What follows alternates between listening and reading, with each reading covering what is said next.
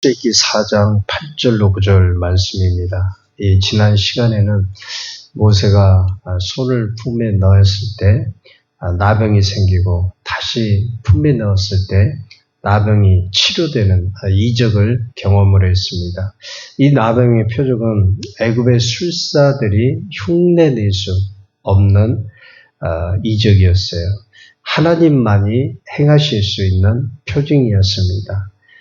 이 표정을 주는 것은 믿게 하기 위해서 이 이적을 행하기 위함이라 우리가 말씀을 드렸습니다.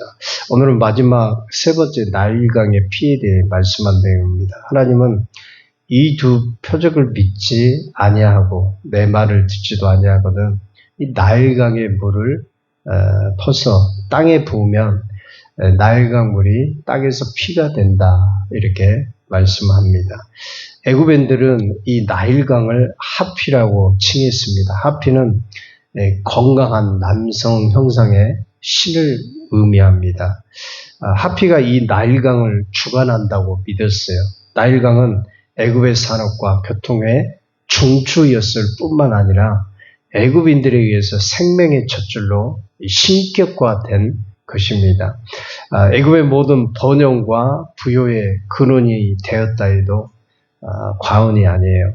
근데 여기서 피란 곧 어떤 뜻이 있냐면요. 죽음과 파괴를 상징합니다. 두 가지가 있는데요. 첫째는 하나님께서 애굽의 헛된 우상을 멸망시킬 수 있다고 하는 것을 의미합니다. 사실 인간이 어리석은 게 헛된 우상을 신처럼 섬기고 있는 것이 문제이죠. 분명히 우상은 시편 115편 4절에서 우상들은 은금이요 사람이 손으로 만든 것이다 이렇게 말씀합니다. 그러니까 우상은 아무것도 아닙니다. 사람이 손으로 만든 것뿐이지 그 이상 아무런 어떤 의미가 없어요. 그런데 참 사람들이 어리석은 게 자기가 그 신을 그 우상을 만들어 놓고 자기가 절하면서 섬긴다고 하는 것이에요. 여러분 얼마나 어리석은 모습입니까? 시편 5절로 8절에도 분명히 이 시편의 무익함을 분명히 우리에게 말씀해 주고 있어요. 입이 있어도 말하지 못하며 코가 있어도 냄새 맡지 못하며 손이 있어도 만지지 못하며 발이 있어도 걷지 못하며 목구멍이 있어도 작은 소리조차 내지 못하느니라. 우상들을 만드는 자들과 그것을 의지하는 자들이 다 그와 같으리라. 우상을 만드는 자와 우상을 섬기는 자가 바로 이와 같다 이렇게 말씀을 하고 있죠. 우리가 산에만 가도 그런 우상들이 얼마나 많이 있습니까? 우리나라는 복음을 받아들이기 전에는 참 우상을 섬기고 각종 우상을 따라서 살았던 그런 민족이었죠. 그런데 예수 그리스도가 이 땅에 복음이 전해지면서 우리가 정말 믿어야 될 우리가 정말 믿어야 될 하나님을 제대로 믿고 신앙생활을 하고 있는 것입니다. 여러분 분명히 우상은 아무런 능력이 없어요. 섬길 만한 그런 근거도 있지 않습니다. 그런데 이 애굽의 백성들은 이런 우상들 앞에서 신격화하고 또 우상이 자기네들에게 복을 준다 뭐 이런 의미로 섬기고 있었죠. 지금도 많은 사람들이 그 신을 믿고 헛된 신 앞에서 절을 하는 그런 모습을 보게 됩니다.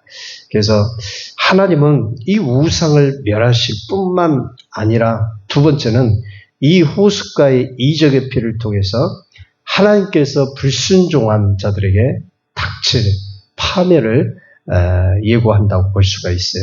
우리가 다 아는 사실이지만 이 바로 왕은 거듭된 하나님의 명령에 계속해서 불순종했어요. 모세를 통해서 하나님은 내 백성을 보내라 이렇게 바로에게 명령을 하죠. 근데 바로 왕은 하나님의 명령을 거절해요. 그럴 때 하숫가에 피 재앙이 임하고 또 개구리 재앙이 임하고 또 뭐 여러 가지 10가지 재앙 마지막에는 장자의 죽음의 재앙을 보고서 이스라엘 백성들을 놔줍니다. 장자의 죽음까지 보고 결국에는 자신의 아들까지 죽게 되는 그런 불행을 겪게 되죠. 여러분, 이건 뭘 말합니까? 불순종은 결국에는 파멸을 가져온다고 하는 것을 깨닫게 돼요. 창세기 3장에 보면 우리의 선조였던 아담과 하와, 왜 인류에게 이 저주가 오고 또 사망이 왔습니까? 선악과를 따먹지 말라는 하나님의 명령에 불순종했어요.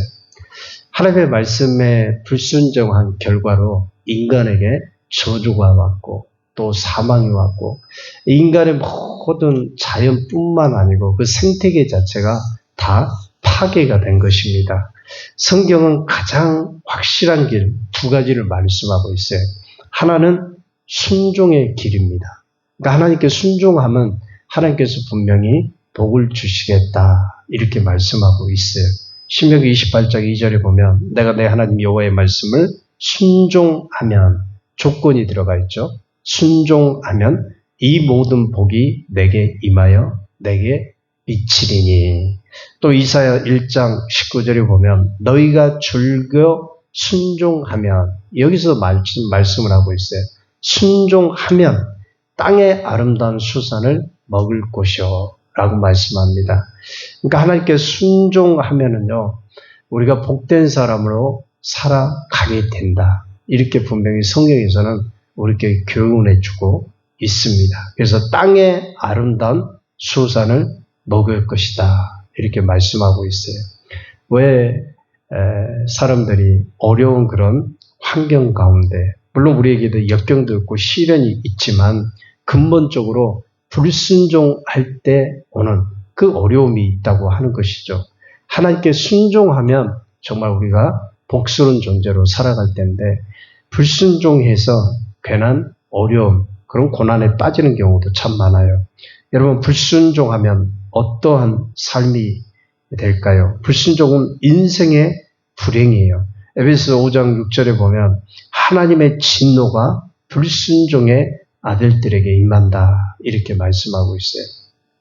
하나님의 진노는 어떤 사람들에게 임하는가? 불순종한 사람들에게 임하는 것입니다.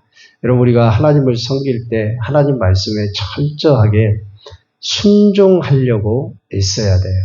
하나님은 순종하는 자를 기쁘게 여기시고 순종하는 자의 삶을 형통하게 하시고 순종하는 자에게 하나님은 하늘의 복을 주십니다. 그것이 하나님의 축복이에요. 그런데 불순종하면은 삶 가운데서 불통하고 힘든 그런 삶이 이어질 수도 있고 결국에는요 불순종하면 파멸이 된다고 하는 것이에요. 여러분, 실제 노아의 홍수 때도 보면 불순종했던 사람들, 노아 그 당시에 불순종하고 하나님을 떠나서 회개하고 강포하면서 자기의 뜻대로 살아갔던 그 당시에 사람들은 어떻게 되었습니까? 다 멸망을 받았어요. 순종했던 노아는 구원을 받았어요. 그 가족은 구원을 받았어요. 이게 불순종하고 순종하는 그 차이입니다. 여러분, 예수 그리스도를 믿으면 구원을 받는다고 말씀하셨는데요. 믿지 않고 끝까지 거부를 해보세요. 어떤 결과가 초래합니까? 그 사람은 구원받지 못해요. 영생을 얻지 못하는 겁니다. 하나님께서 예비하신 놀라운 그런 영적인 복을 받지를 못하는 것입니다. 이것이 우리에게 주의 말씀을 우리가 순종해야 될 이유에 대해서 말씀합니다. 하나님께서 바로 모세를 통해서 나일강의 이 피의 이적을 보여준 것은 이 세상의 모든 신들, 이 우상들은 헛것이라고 하는 걸 보여주고 있고요. 또 그 헛것, 이 세상의 신을 보여준과 동시에 참신은 오직 하나님이시다. 참신은 우리가 섬기는 예수 그리스도다. 그분은 하나님이시다. 이걸 보여주고 있어요. 뿐만 아니고 불순종은 파멸과 죽음을 깨닫게 해준다고 하는 것을 말씀을 하는 것입니다. 여러분, 이 땅은 주님을 믿는 자들에게 순종을 가르쳐줘요. 순종을 훈련해주는, 순종을 훈련하는 땅입니다. 여러분, 우리가 천국 갈 때는 그 순종하는 사람이 천국 가고 하늘의 기업을 받게 되어 있어요. 그렇기 때문에 오늘 하루를 살아갈 때 우리가 하나님의 말씀을 철저하게 듣고 또 믿고 따라서 그 순종을 통해서 하나님께서 복 주시는 복된 성도로 살아갈 수 있기를 주의 이름으로 축원드립니다. 기도하겠습니다.